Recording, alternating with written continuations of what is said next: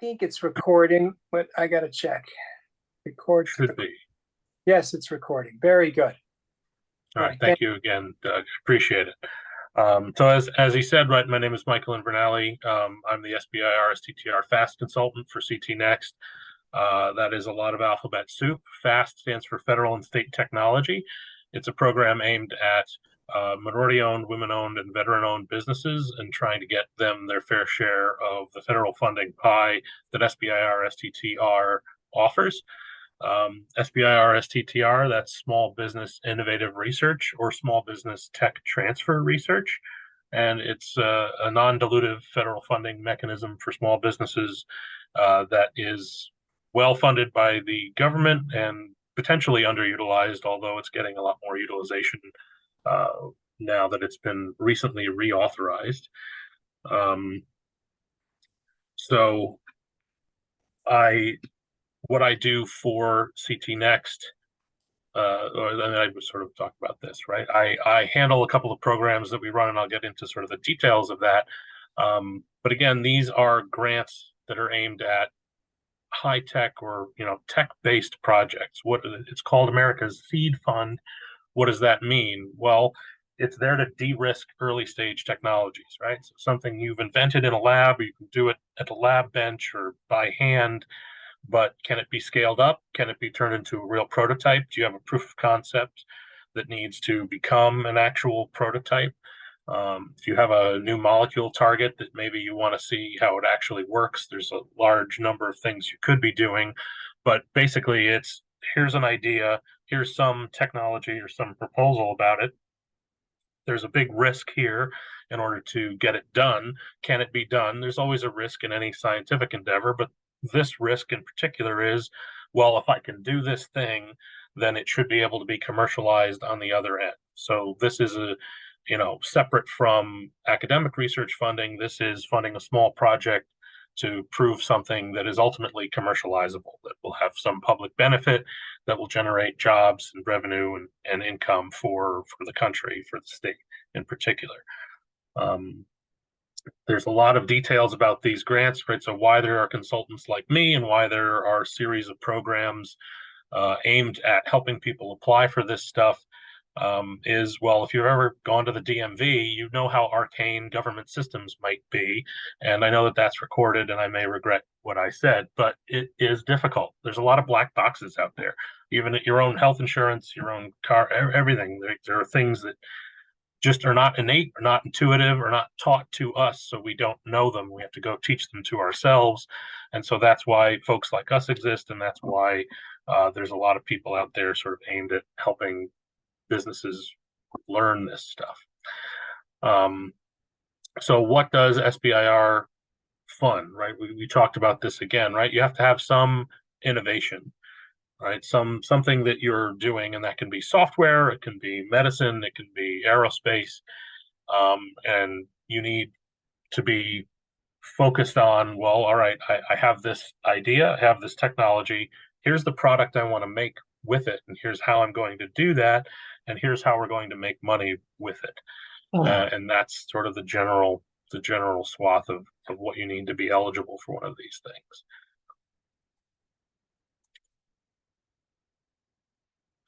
Eligibility for them it's relatively simple, even though it has its own complex, its own complexity. Oops, apologies, back. You have to be a small business. So what is a small business? Well, a small business is defined as having fewer than 500 employees. You have to be a for-profit business. So these are not aimed at not-for-profit organizations. So that it's got to be a for-profit business within the U.S.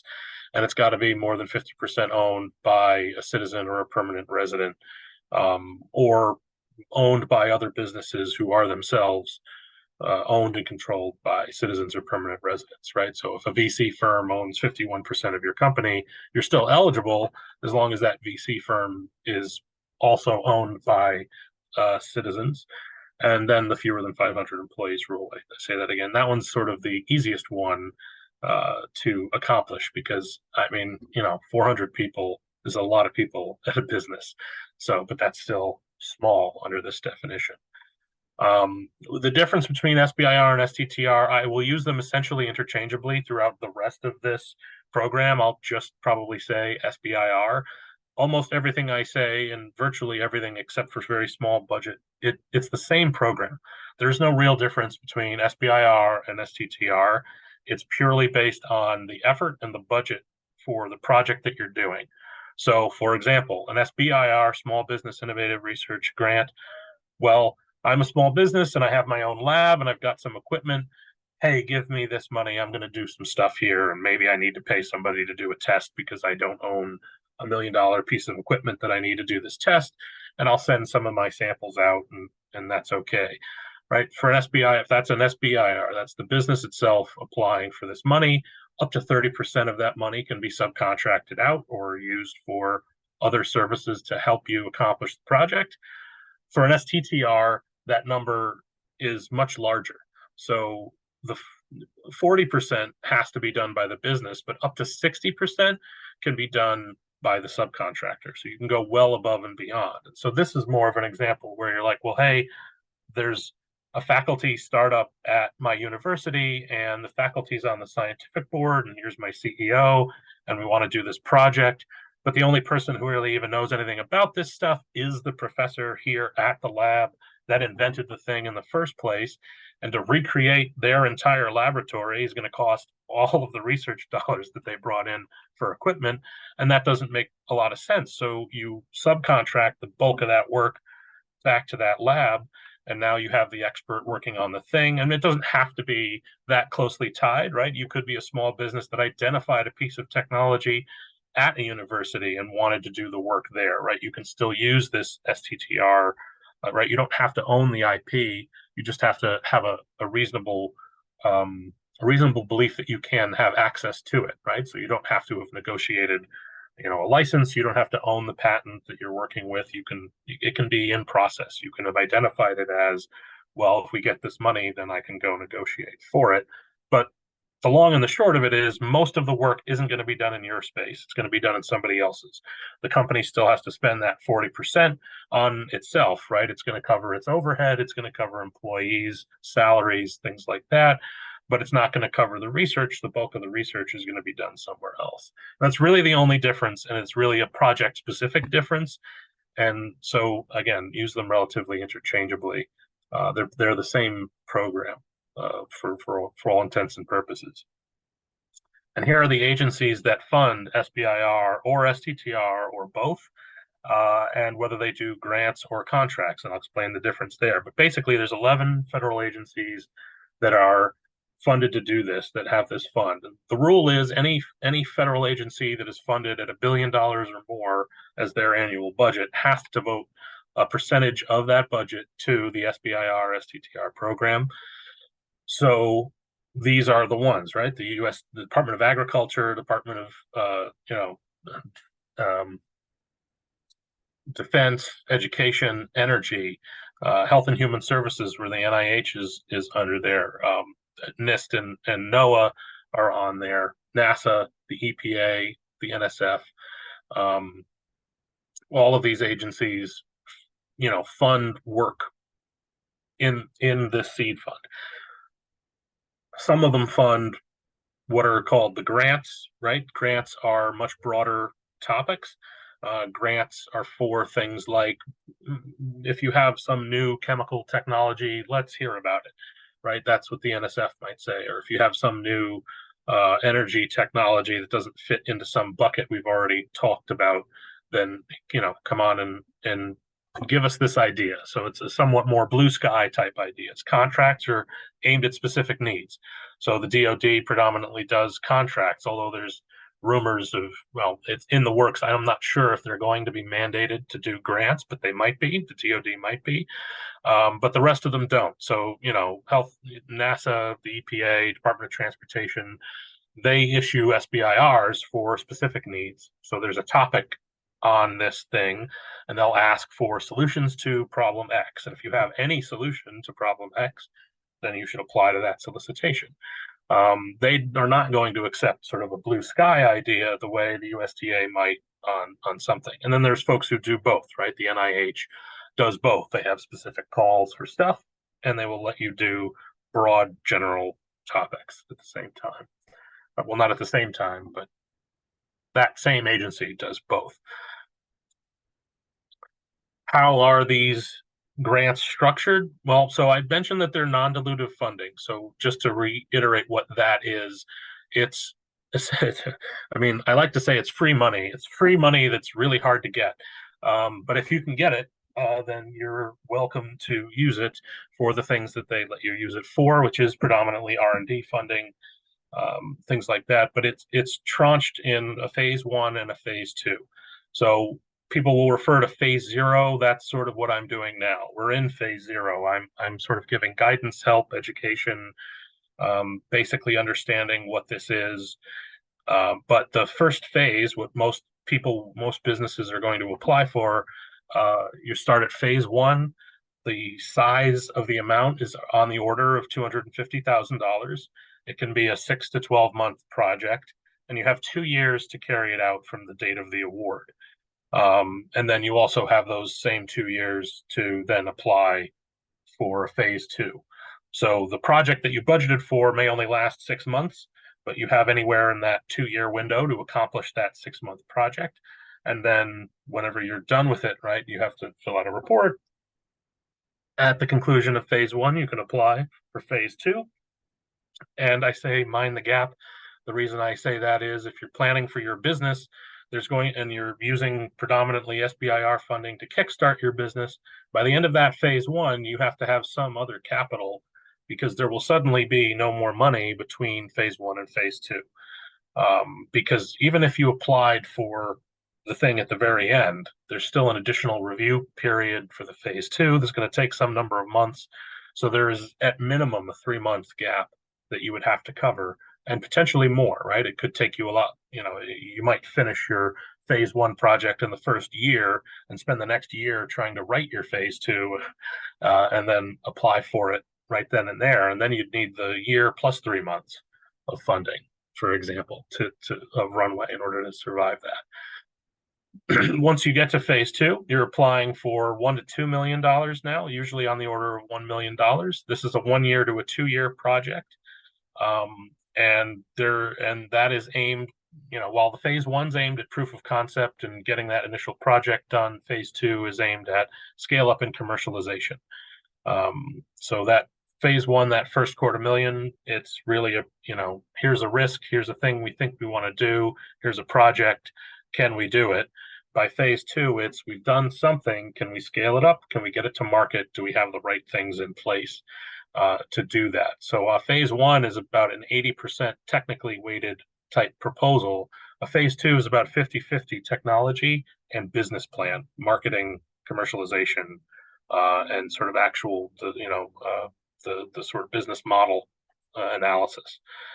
Phase three, people will sometimes refer to phase three. There are no additional funds beyond phase two. Phase three, quote unquote, is a commercialization, right? It's at the point where, depending on the agency you're working with, they might be your customer, right? So if it's the Department of Energy or the Department of Defense, somebody in the Army may be buying this thing, right? Or somebody in the government might be buying this wind turbine. So you might have sort of government contracts with folks at that point, depending on what your business is, right? You might not. You might be making a widget, and it's time to go buy a factory and build your widget, right? And so there's lots of different places you can go after phase two. But when people refer to phase three, usually they're talking about stuff that they're doing with the agency that funded this because they were the customer, but they're not always the customer. Some of the things you need to be qualified to get these grants, right? The project team is crucial. Whatever you propose has to be accomplishable by the people who are in the grant. So I'm a chemist by training. If I were to write, a grant for the Department of Transportation, I don't have the credentials to do that, right? I don't know what they need. I didn't study that sort of stuff. I'm a chemist, right? I can do chemical things. So if I'm the lead on this team, it's likely that I'm not going to accomplish it, right? But if I'm someone who has the right credentials, has the right team, has the right sort of CEO, and basically these are relatively simple to get. Usually you already know these people. Rarely are you going to apply for, a grant with unqualified folks.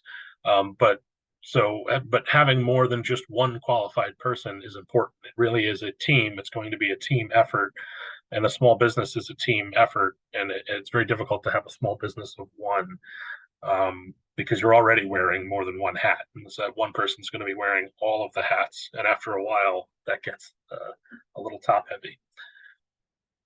But basically, the PI is at the center, right? They're the person with the main technical competency to run the project itself. And then you have all the folks that you need around to do that, right? If you have to subcontract, who are they? If you need advisors or regulatory people, do you know them? If you need lab space, do you know where you're going to get it? And who you're going to work with, that sort of thing. Scope of work is very important for these grants as well, right? The project itself. And so executing on the project is also there, right? Knowing that what you've built has clear milestones and that you're going to be able to do all of the things you propose to do, and that you have the right technical and business folks in place for what that is, right? And I say that because even though these grants don't let you spend money on intellectual property, they do want to know that you have intellectual property, or that you at least know how to secure it, or have some lead on what it is, because that all goes towards the risk that they're funding, right? This is essentially the government playing venture capitalist by saying, we're going to seed you here, and if you can get where you need to go, we're in the very early stages. We're not going to take any equity. You don't owe this money back to us. It's ours, right? Or it's yours rather to use. And we hope that it turns into tax revenue someday, because you've got 100 employees and you're selling stuff. And you get, so again, right, being able to execute and having the right people, in your team. Now, those teams are, like I said, also going to be relatively small. Talking about a handful of people are enough. But again, a single person, a 1 or 2 person company, those are harder and harder to get these days, because more and more of this stuff is so interdisciplinary that you need a decent sized team usually to get where you're going. So again, there's some other little rules here that I keep clicking where I don't mean to click. So rules on the principal investigator, right? So there are rules against how some of this funding can be spent. Like I said, it's government funding, so some of the quote unquote strings that are attached they're not financial, but they are restricted in what you can do. So for an SBIR, the PI, the person running the project, has to be primarily employed by the small business that is applying for the grant. So they have to be working for the company in order to be the PI. And they have to spend some amount of time on the project. So it doesn't have to be the only thing that they do, right? The PI could be, the CEO, if the CEO has some technical capability. But it could also be like the chief science officer, who might be doing other things and spending 10% managing the staff that are doing the project. For an STTR, where you're subcontracting a bulk of it, you have the option of the principal investigator could be a person at the institution you're subcontracting to. Which means in that example where you had a professor on your team and something came out of their lab, and now there's a company and they want to go back to that lab to do the next set of the project and to de-risk the next stage of the thing. The PI in that case for an STTR, where you're subcontracting back to the school, can be that professor. The professor is not an employee of the business, even if they are a consultant, even if they own equity, even if they are on the board, whatever it is, they're employed by the university, right? They're faculty. They are more than 50% encumbered by other employment. So they cannot be the PI as far as the business is concerned. But for an STTR, and this is why they allow this exception, for an STTR, most of the money is going to a subcontractor. Why are you doing that in the first place? Well, that person probably has the expertise that you need to execute. So that's why that person can run the project, right? That person can be there. The NSF does not allow that. It's the only one of the 11 that doesn't allow the subcontracting institution to have the PI. So you just have to be careful, right? If you're applying to the NSF for an STTR, you still need a full-time employee of the business to be the PI. And again, depending on the size of your team and how connected they are, the PI can be, potentially a non-technical person, provided that the right people are around what's going on.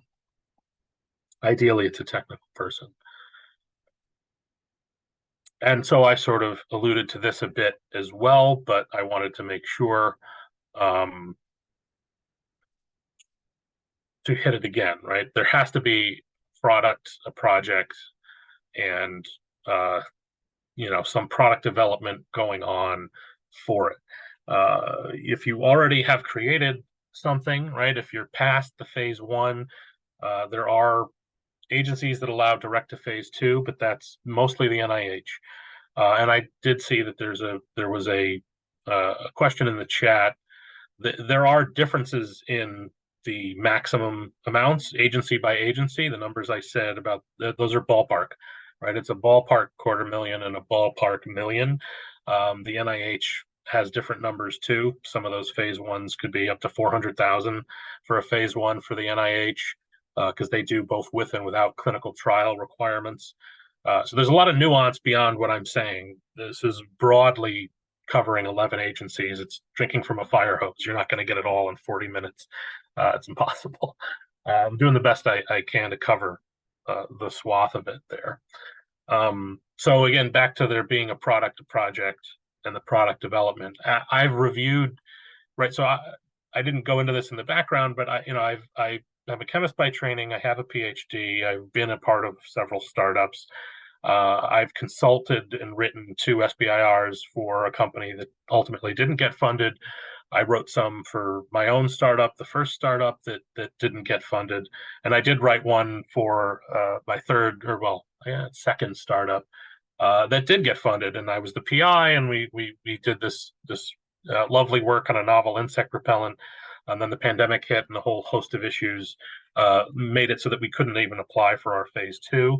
But that was the universe basically slowing us down, not really much of anything else. But as a result of that, I've also served as a reviewer on panels for the NSF, and I've been doing that for the past couple of years as well. So I've seen, I've applied and I've reviewed, and I've seen sort of all the different sides. And one of the biggest pitfalls that I see in a phase one is that there's just no project. That there's all this talk about how great this thing may or may not be, and then the 20-page part that's supposed to be your proposal, what are you going to do with this money, is a lot of fluff. And it's about this and it's about that, and we're going to do this, and it's lots of words, but not words that really instill the confidence that you're going to do this thing, right? There's no project, there's no sort of experimental design that's laid out, or there isn't really a set of milestones, or like, we have to do this, and then this in that order, or we have to do these two things in parallel, and then this, right? It's different. Every business, every project is different. But there has to be a project, right? And you have to describe what it is well enough that person who is not an expert is going to be able to read it and understand it, right? So I'm an expert in something, but the review panel is comprised of a bunch of experts in something, and they'll be closely related to the field that you're working in, but they're not going to necessarily be experts exactly in the niche that you're proposing, right? So it has to be not only, technically sound, and obviously sort of, you have a new technology and it's not going to be completely not described, right? But you have to be able to lay out what you're going to do with it, and what the potential pitfalls might be, right? What a realistic timeline is, right? If you told me in a month that you're going to synthesize 1,000 compounds, but you don't have some army of robots also doing this robotic synthesis so that you can get to 1,000 in a month, then I might not believe that your poor grad student is going to be able to synthesize 1,000 new molecules in 1 month, right? And that's just unrealistic. So it has to make sense, right? When you're writing an academic proposal, that's a big chunk of it, right? Big chunk of what you're doing is exactly what you're doing, right? Well, what are you proposing to do and why? And it doesn't always have to be as detailed as an academic proposal because they're not reviewing it on always on the fundamental science of what you're doing, but there should be, it still should be there, right? It should be translatable, not to a lay audience, but to a semi-educated audience. So that's a pretty critical component. Why that isn't letting me go. Okay. So again, I mentioned that each agency sort of has its own focus area. They fund things that are important to them, and some of them fund sort of blue sky type research. This is just a short list of, this is the NSF's sort of list of areas where they'll accept a proposal. And so they're grants, right? They're not contracts, they're not specific.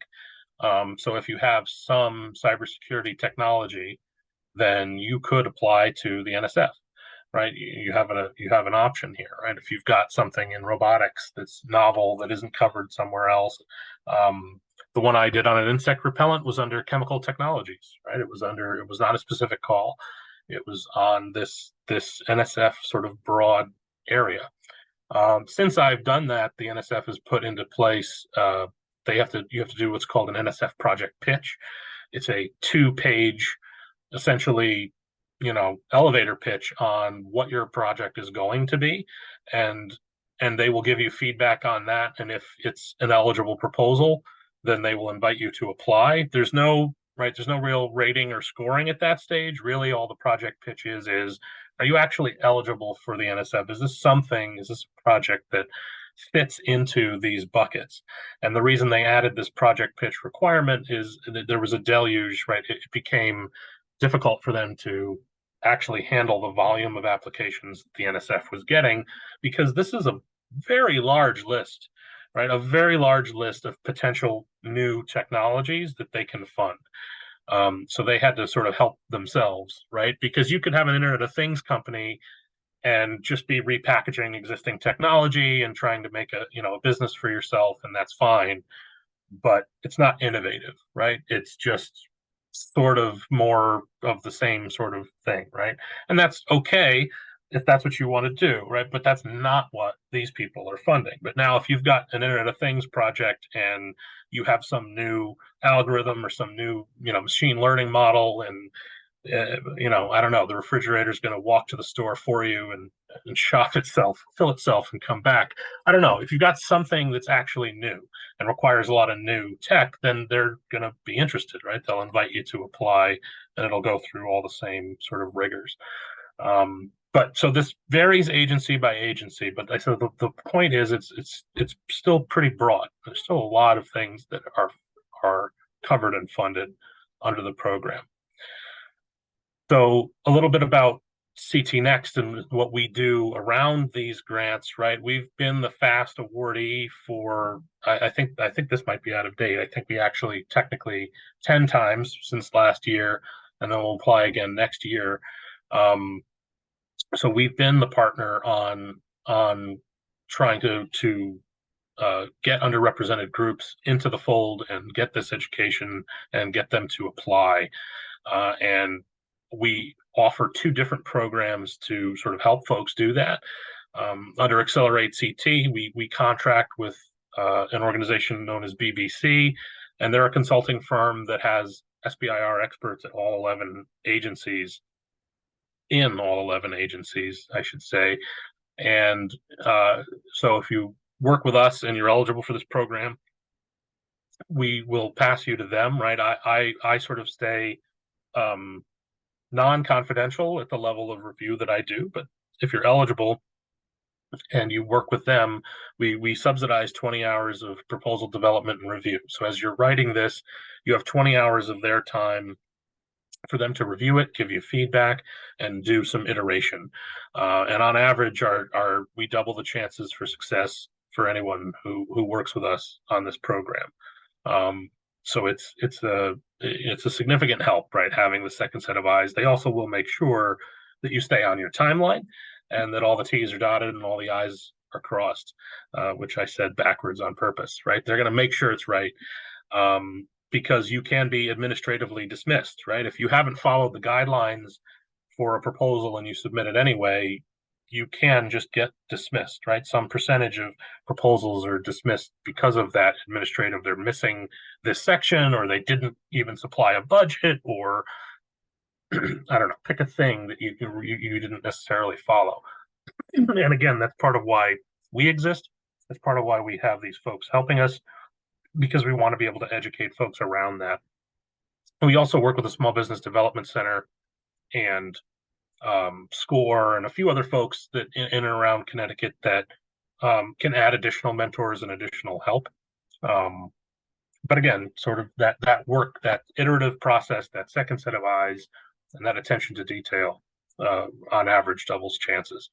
And what we've piloted recently is a fast grant writer program. So if you are a fast business, and this is exclusively for fast businesses, and you're eligible, we will pair you with a grant writer that will do the writing for you. And it's still going to take some time. You're going to have to spend a great deal of time with that consultant, but they'll do the writing, right? And they'll help. Basically, they'll do a lot of the same things that BBC does in going back and forth and sort of giving a level of polish. But the words will be theirs with significant feeding of information from you, especially on the technical sections, because no grant writer will be able to write as effectively the technical pitch as the scientists, or the engineers, the folks that are working on the innovative side of these things. And we, of course, also do outreach training, things like this, right? We have office hours, we have events, different meetups, and so being on the CT Next mailing list is a way to sort of stay in the loop and stay in touch with all of these projects and programs. My role, I mean, I sort of went over some of this already, right? I am the primary point of contact for any SBIR guidance, right? So people reach out to me, and I can figure out whether or not you're eligible for our programs, whether or not you're eligible for SBIR at all, and what other programs and resources in the state you might have need of, and then just general mentorship, general talking and promoting of sort of workshops, webinars, things like that. I can have a phase zero conversation with pretty much anybody. And you might be ready now, you might be ready a year from now, it might be 2 years from now when you're actually ready to apply. But my hope is that I've at least fed some useful information to you that you can use when you need it. Right? It's all about just giving you what you need, giving you the resources you need to execute when the time comes. And then I'll offer university office hours as well. So there's an email that goes out every month that promotes those. And those are, aimed at sort of students and faculty and staff and anybody there at any of those institutions who want to have a 20-minute sort of kick the tires chat. But I encourage everybody to reach out to me anyway, anytime. It's easier to just get an email. And what you can do in a 20-minute call is only so much also. So usually those end up in lots of follow-up calls, but I can give that beginning piece of information. I can give sort of a list of links and resources, give you a bit of homework to do. But I always tell you to come back when you've done it, and I can make whatever introductions are necessary or put you in touch with whatever other organizations or programs might make sense for your business. This is just a snapshot of those. This is in the deck, and they should all be live when this is shared. But this is just a smattering of things that I've collected across Connecticut that are helpful for small businesses, right? SBIR specific stuff. How do you register for this stuff? What CT Next offers? What other agencies in the state there are? And this list grows and changes pretty quickly. So there's a lot here. Like I said, this will be distributed, so you can have access to this later as needed. And this slide really is going to showcase a few of the companies that made use of SBIR funding to de-risk their technologies. And I'm willing to bet that at least one name on this slide you've heard of. Probably three out of them at a minimum, I would guess, any given three. I wonder what the curve is, but I'd have to share it with a lot of people. But again, right, these companies were able to utilize SBIR at some point in their history to get their technology off the ground. And we want to see more like that. So hopefully one of you's got a company that will be that big, and hopefully we're able to help you with your grant. But that's my email there, and basically I'm ready to open it up to Q&A. But thank you for your time. Thank you for listening, and hopefully I can clarify any questions you might have on this. So are there any questions?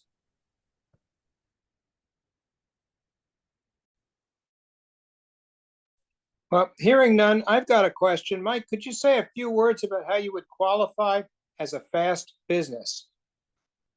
Okay, there's also a few in the, so I will answer that. There's a few in the chat here that I just noticed as well. So how do you qualify as a fast business? So being a fast business means that you are majority owned by women, veteran, or minority groups. So if it can be a combination of those things, right? So if you've got someone who's a veteran and they own 20%, and a woman owns 20%, and someone else that's in a minority group and they own 20%, and then a VC owns the other 40, that's good. You're at 60% citizens that are qualify in that group to be a fast business.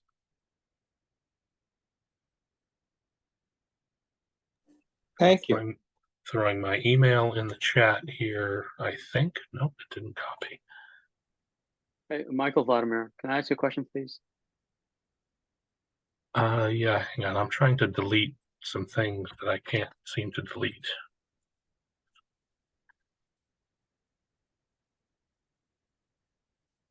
Send the chats to everyone. I can't delete something that I pasted, and I don't want to send it because it's confidential. So I may not be able to send anything in the chat. But my email and all of that can be shared digitally after the fact.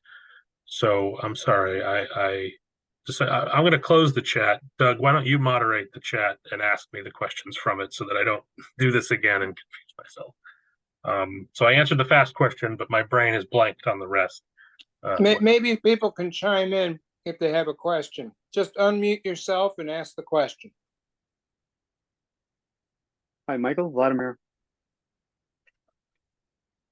Can you hear me?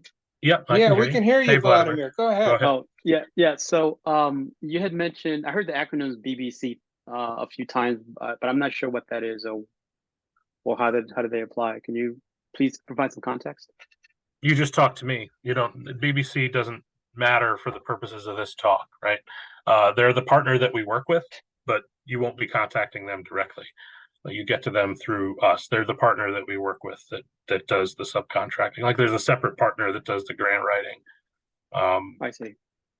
But they're all through us, right? So emailing us or the link is actually live, but I don't have it here yet. There is a new sort of inquiry form on the CTNext website on SBIR. So either that form or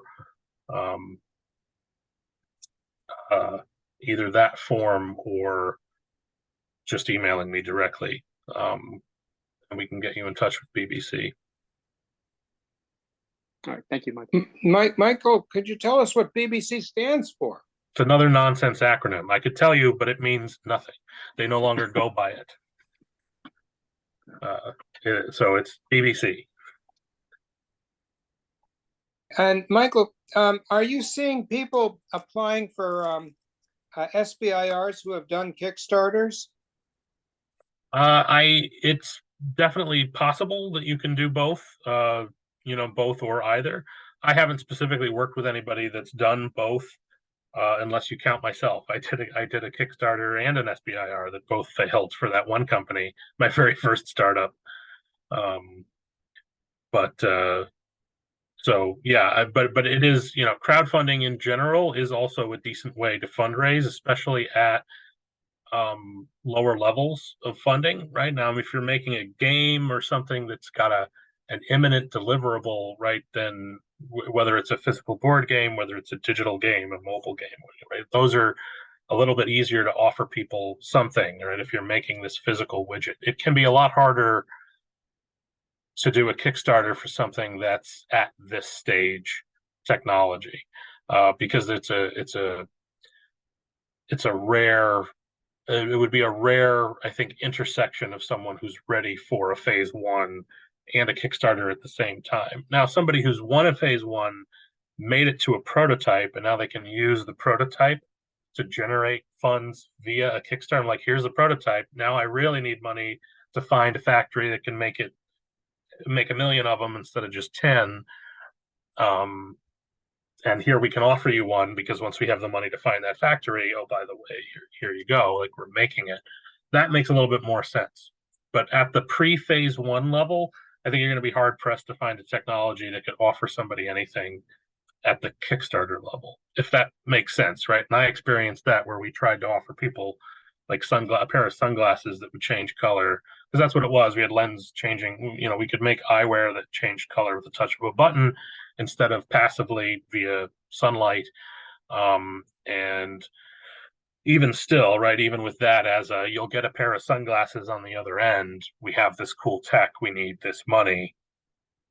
It was still too much of a long shot. Either that or the video wasn't good enough. I mean, what can you do? If the marketing wasn't good enough, there's a lot of reasons why a Kickstarter might fail.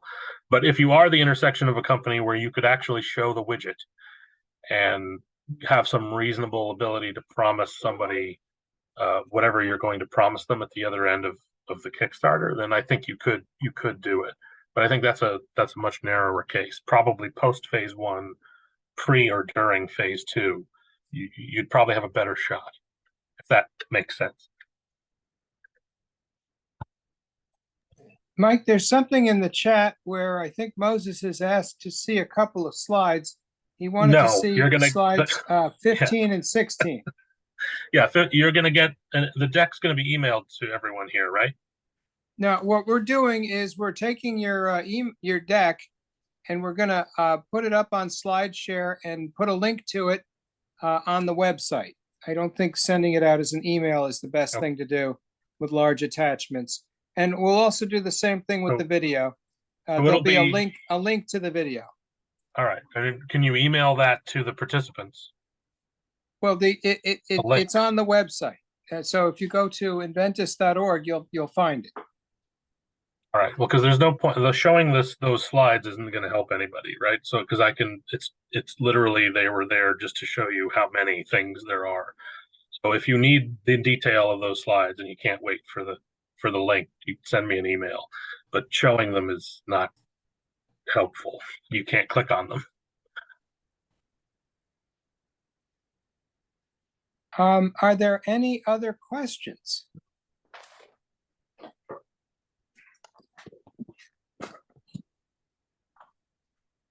Well, hearing none, I hope everybody will join me in thanking the speaker. Mike, I think that was a great presentation, and I appreciate your time. Thank you. I do see one more. Is Mike Goldberg still here in the chat, asking about lead time to phase one funding distribution? And does the applicant have to complete the work first? Sorry, not to interrupt the sort of wrap up, but just for one more second, right? If Mike's still on, or just for the benefit of those who are still on, you apply for a phase one, and they'll review it. And if you're awarded the money after that application period, whatever you've put in, you will then have the opportunity to draw down those funds whenever you're ready. But so if let's say the September 5th is the next NIH deadline. If I applied for the September 5th proposal, right? If I put in a proposal on September 5th, it could be 3 to 6 months before I hear an answer. So let's say I'm lucky and I get it before Christmas, and on December 5th, I get the letter that says, hey, you've been funded. Blah, blah, blah. There'll be some diligence period, right? There's some little stuff that they do with the banks, and to make sure you're like a real existing company, and like some little legal stuff's going to happen, right? So, but probably by New Year's, right, you'll be able to draw down those funds. And then if you budgeted a 1-year project, you could draw down the funds in January, spend it over the course of the year, or draw down bits at a time each month and spend it throughout the year, however you want to do it. And your project is done, let's say, at the end of that year. Well, now you applied September 5th, you didn't get the money until December 5th. So, all right, but you took until past the next December 5th.